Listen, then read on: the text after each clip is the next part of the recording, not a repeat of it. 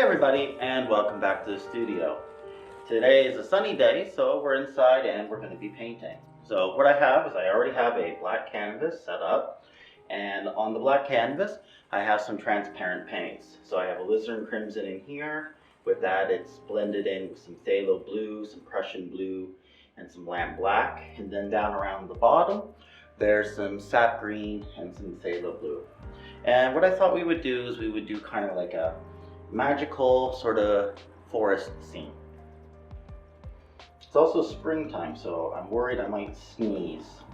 So I'm just going to go into some titanium white, and because there's some transparent colors already here, it's going to change color. It's a nice trick to do if you ever live painting.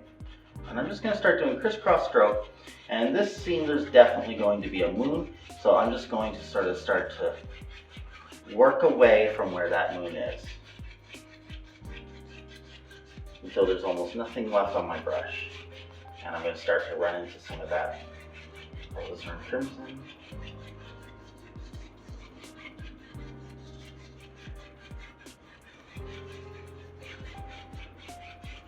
And start to bring it down.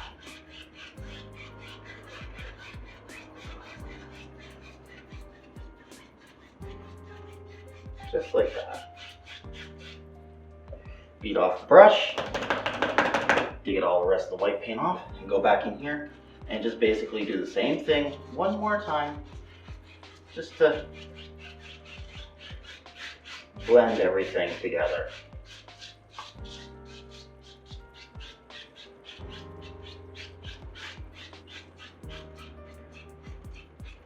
Okay. Next, we're going to take a fan brush. We're just going to dip it into the liquid white that we have set aside.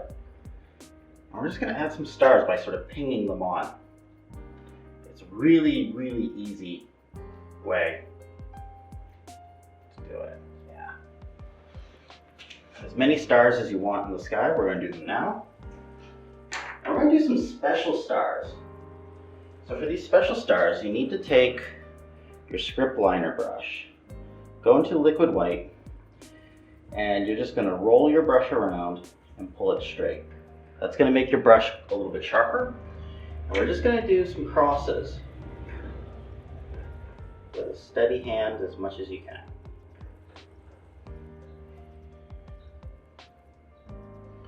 Just a couple of these ones.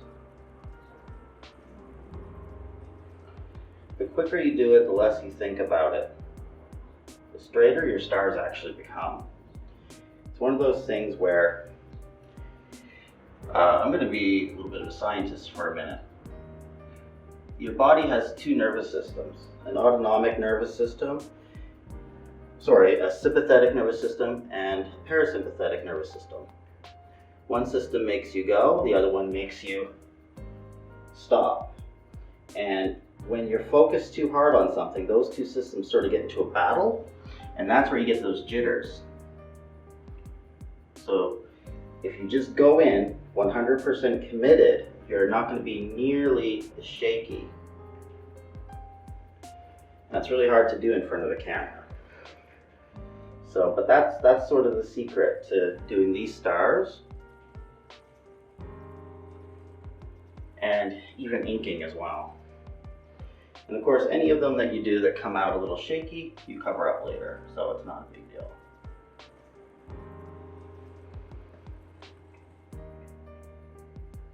And maybe one more up here. 1, 2. Perfect. And then the next thing we're going to add to this one, we're going to add a nice moon. So we're going to go into the titanium white. So far we haven't used any other colors except titanium white and what we prepared the canvas with. And right here, push in hard. Give a little twist. And that's just an amazing 3-second moon. You don't even have to think about it. Now, the next thing I want to add is I want to add some clouds in here. So I'm going to go into my fan brush, and I'm just going to mix phthalo blue, Prussian blue, and maybe a little lamp black. So basically just the blues and the blacks. And I'm gonna look at my stars. Most of them are pretty good, but this one's a little bit weird. So, oh no! I turned him into a cloud.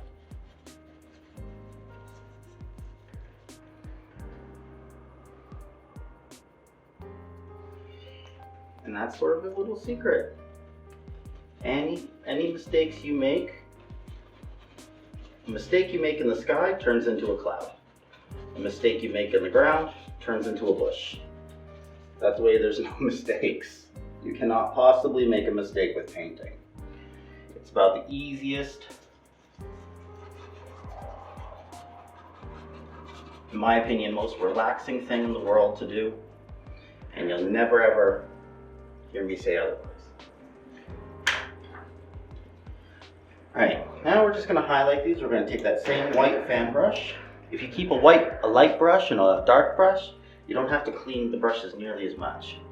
And we're going to start really close to the moon. Just going to start do the wiggly thing.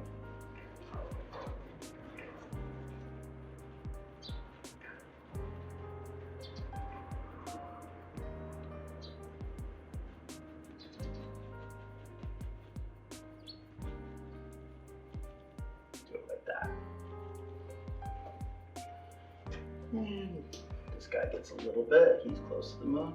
Start closer to the moon. As you start moving away, the white paint on your brush is getting mixed in with the other oil paints. And that causes it to get lighter. So you typically want to start closest to your light source and then move further away. And with just a clean brush, just blend it together. We still haven't found a solution for that mean old garage door that ruins our audio. So there's the mean old garage door.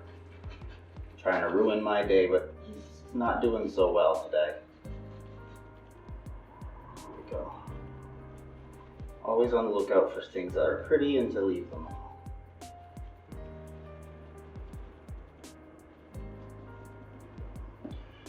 Wow, that's a nice little sky. Go back into that dark brush that we have. We're really going to start planting a few trees. So this is basically the blue and the black, all the dark colors, and let's just get started with the tree. Push down, and then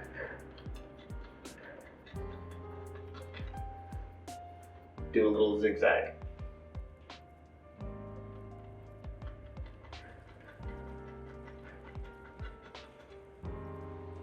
We'll just plant as many of these guys as we want.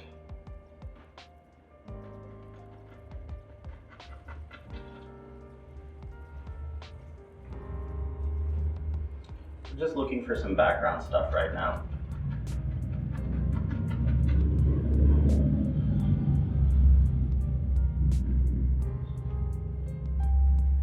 These background trees, they don't have to have a really large amount of detail in them. They work better if they're just sort of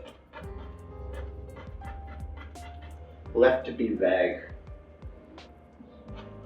One of the reasons you can paint so fast with this technique is things in nature are just they all sort of mix together and they get hard to see after a while. They don't really follow strict rules like portraits or things like that. I have a huge amount of respect for anybody who can look at somebody and just paint their portrait. I'd have a really hard time just ever doing that, I think. I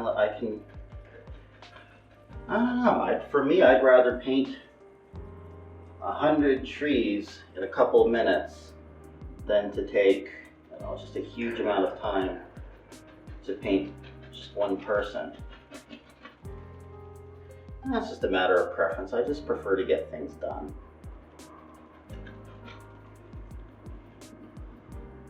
A few more trees, maybe just a bit here, maybe.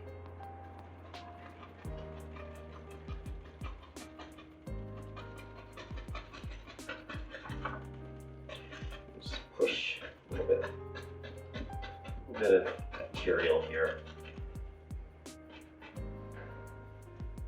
Actually, maybe a few more, but I want these ones to start getting smaller, more distant.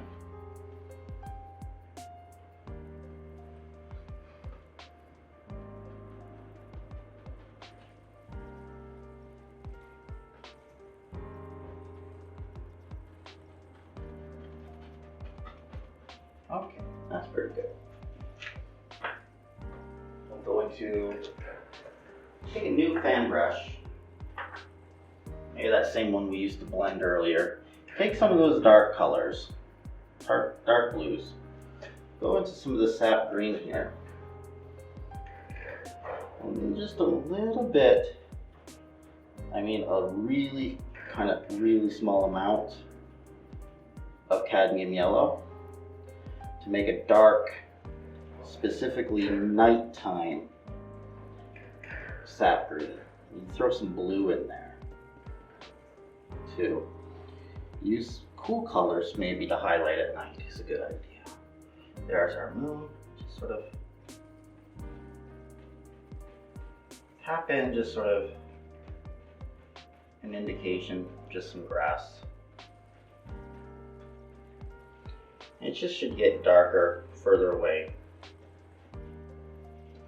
Further away from the moon, it should just be getting darker.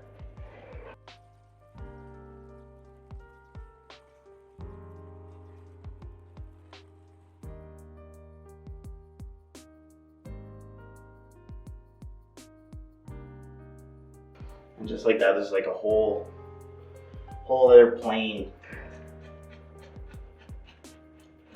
in our painting.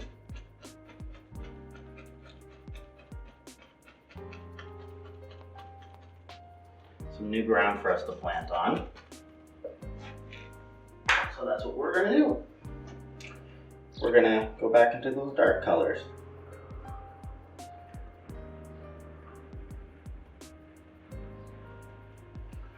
And geez, just maybe a big one here. Why not?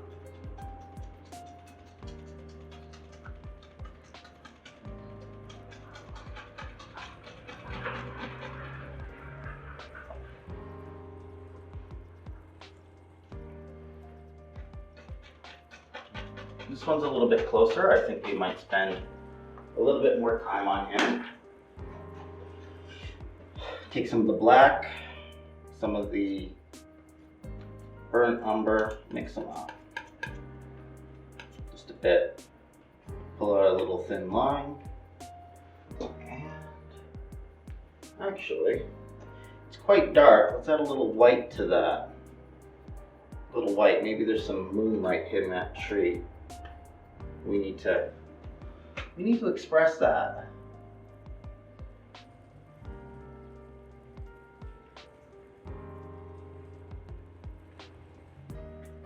We need to express things. Sometimes painting isn't so much about painting exactly what's there, but communicating what's there in a more clear, effective way. So sometimes you might want to exaggerate just a little bit of light. I'm just going to add a little bit more yellow to this. We're closer. I can probably get away with a lighter highlight color.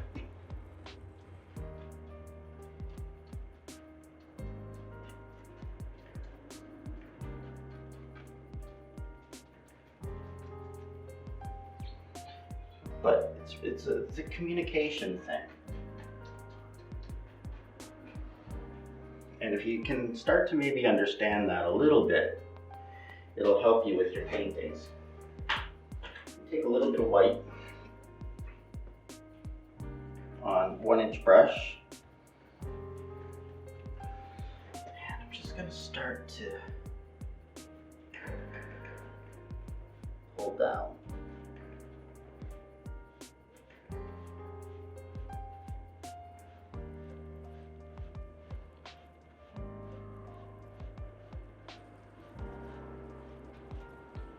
Easy water.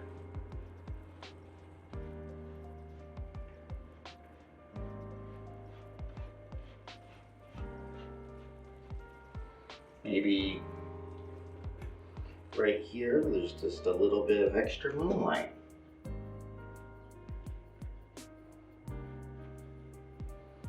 Just like that.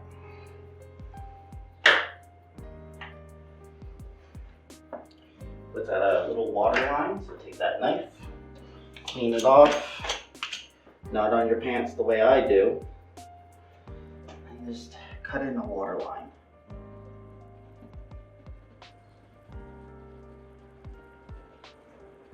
Jiggle it, let it go. I used to have a hard time with water lines. I used to be so sort of tense doing them.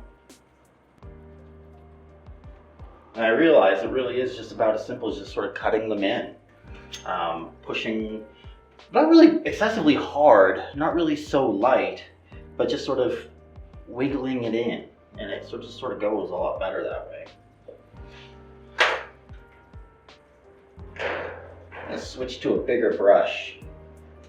Why? Because a bigger brush is faster.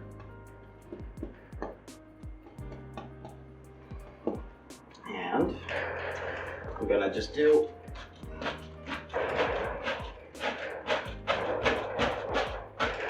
some ground here, dark stuff.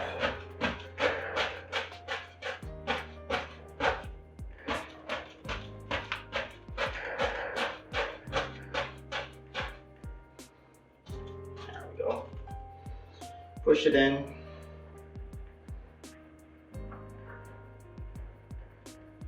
Yeah, these are just going to be bushes, I think. They're not going to be anything too crazy. Just bushes, I think.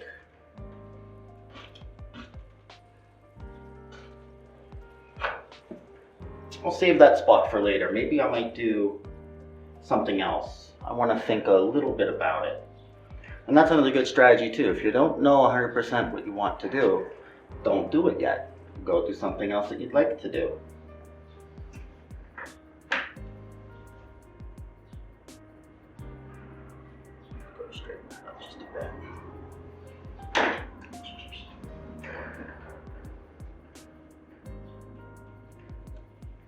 So easy.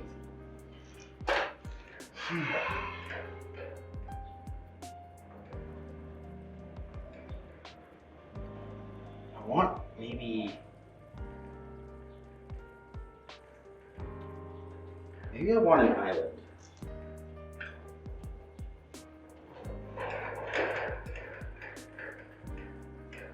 I have this really bright spot here. Why don't I just use it for something?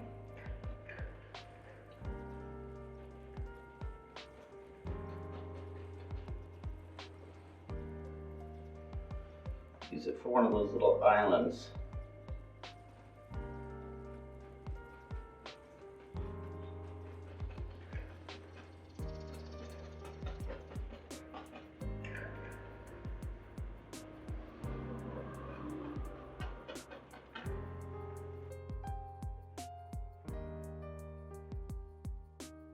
Some of that white paint is eating up my tree.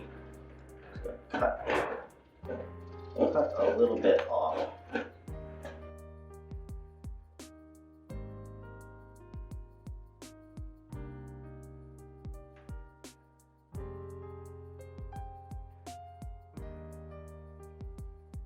Go into a little bit paint thinner. And that's one thing that you can do if you have trouble with your paint.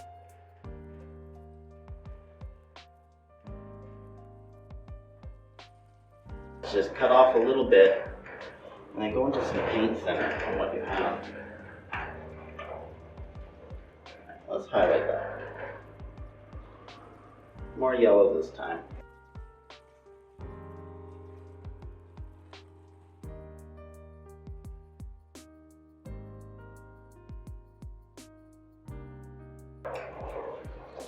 Of course, down here there's going to be some stuff. So we can push it up. Some grassy stuff here on the island. That tree's a little big for this island. So I have to make the island a little bit bigger. maybe it's not an island.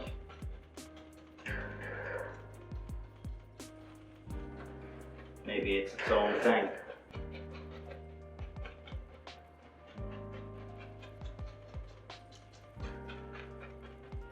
Just sort of think through things just rationally if you can. Right? If there shouldn't be an island there, then there probably shouldn't be an island there.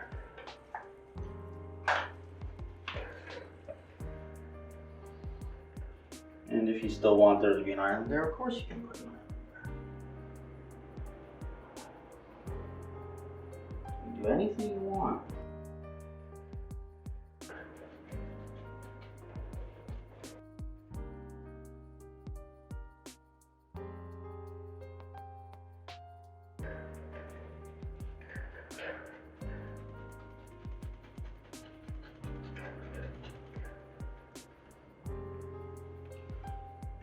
Anything all you want.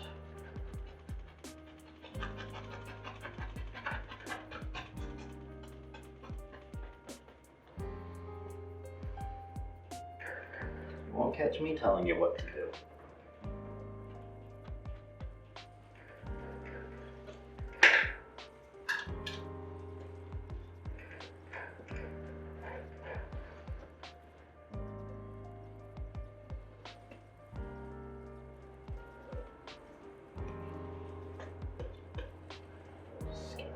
Maybe put in a few trees.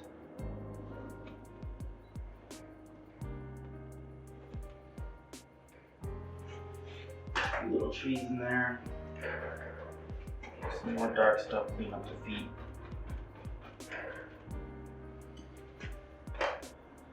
And like I said, if you have two brushes, a dark color and a light color for most of the things you're going to do, it helps you go fast.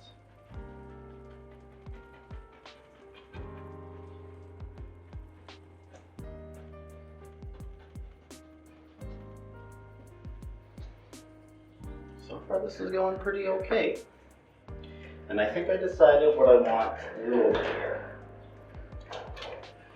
It's such a dark scene. There's not very many lights or light colors around. So I'm going to take just a bit more of that white, mix it more into that bark color we were using earlier, get it super kind of marbled. And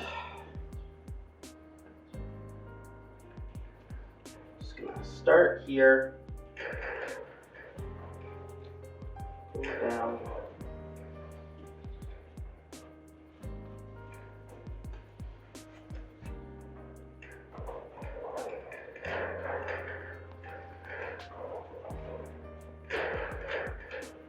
and I'm just going to start cutting in basically a birch tree.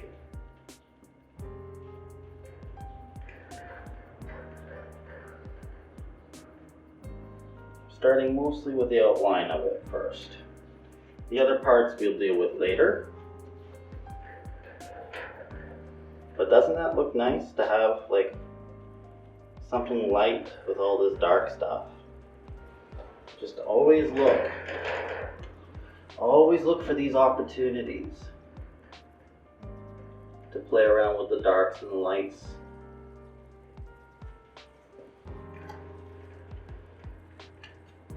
That's when I find that this painting style really starts to work and starts to really get going, is when you see this beautiful contrast that you can make and these colors just sort of mixing and going and playing,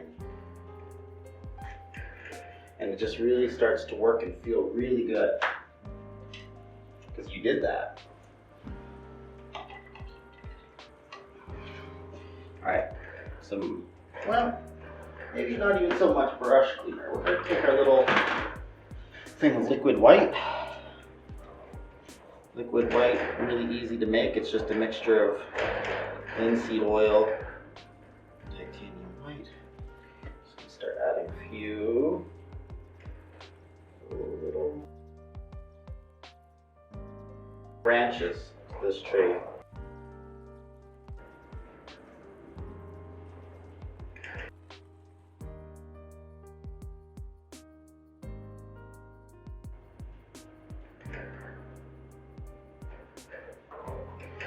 And you see that it just mixes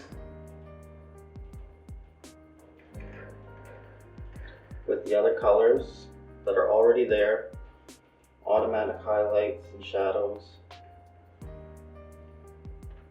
rim lighting or refracted light. And it's just sort of all gonna happen, just completely and utterly on its own. And the only thing that you did is you just sort of, you made the decision. You told the canvas what to do and it just sort of does it for you in its own sort of way.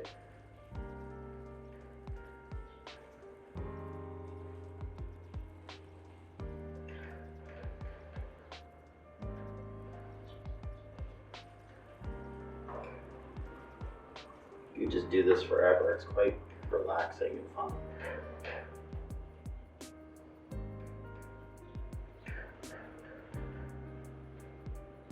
Another one.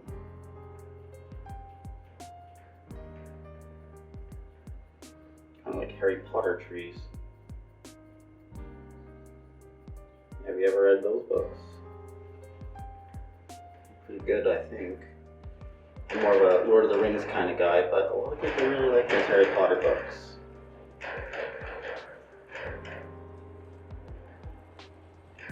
Alright. Let's go back to the palette. And take that dark, well, I guess it's a pretty light color now, and just put a little, pull it thin, cut a little bit off of it. We're just gonna do just a bit of a U shape, or sort of like a C shape, just to sort of add the bark to this tree. You can go with black if you want to, it won't hurt anything.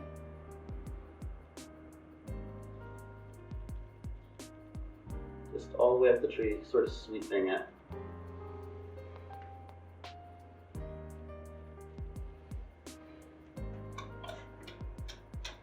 Take a little bit of white, play a little game, highlight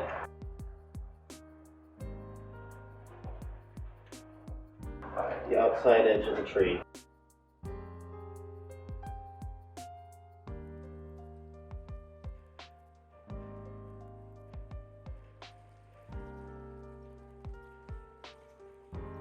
And the back of the tree, some of the phthalo blue we had.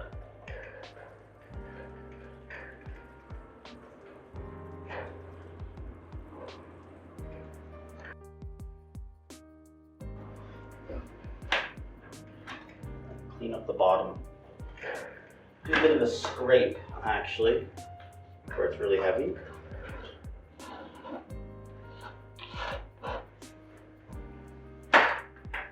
Little tree ghost. Push really hard.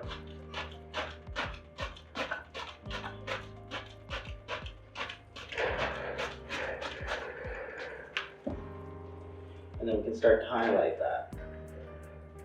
We're nearly through, so you just take that same dirty brush, go into some cadmium yellow, and maybe some ochre.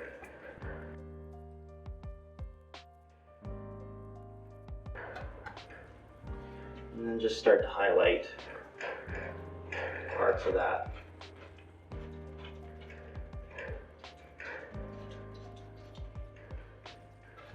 Not too much, it's still a nighttime scene.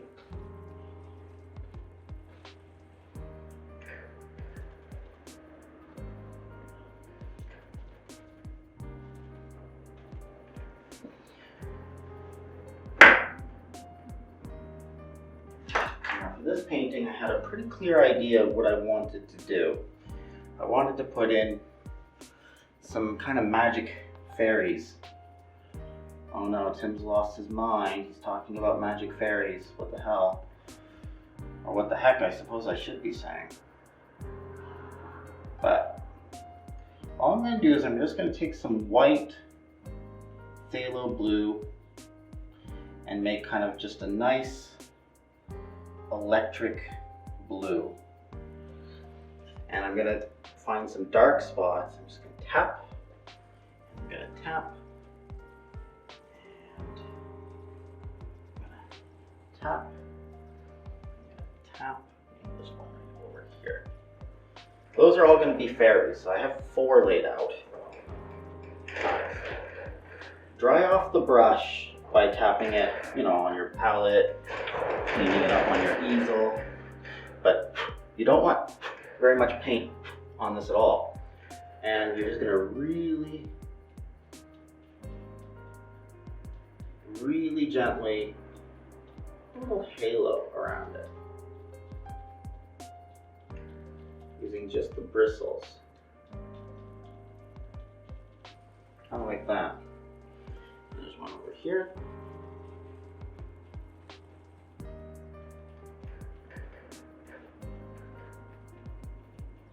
But this only really works because my brush is quite dry. I don't have a huge load of paint right now. It's really just sort of dry.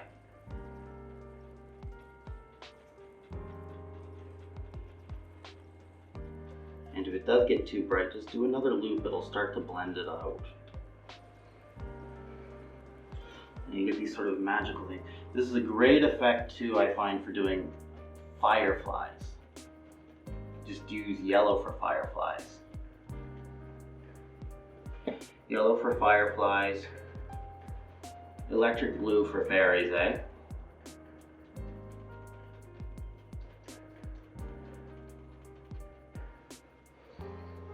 And any that are just too bright, you can always go and get a dry brush. Just sort of tap that halo into nothing. Just tap it away.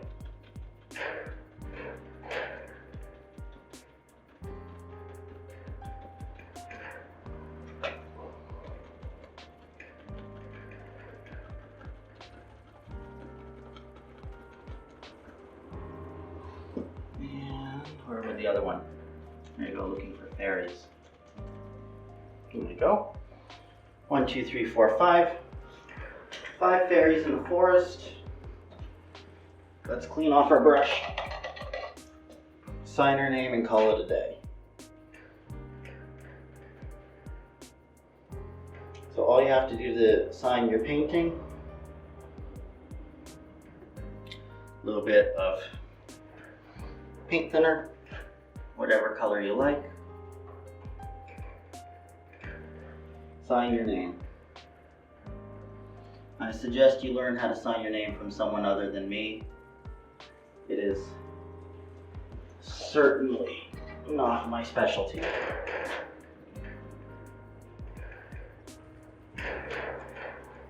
A lot of the time after I'm done the show, I come back with my palette knife, I scrape off my name, and I do it again. So I'm just not quite happy with my calligraphy. Thank the Lord my name is only 3 letters.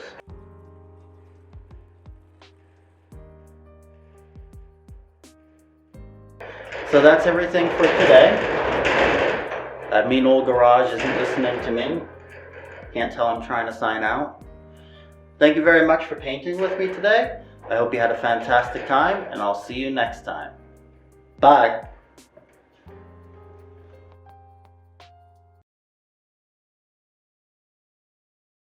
Hey, you made it to the end of the video. Thanks for watching. If you enjoyed it, please hit the subscribe button and the bell icon. It really helps the studio grow and helps me make these videos for you guys. Thank you so much for your support.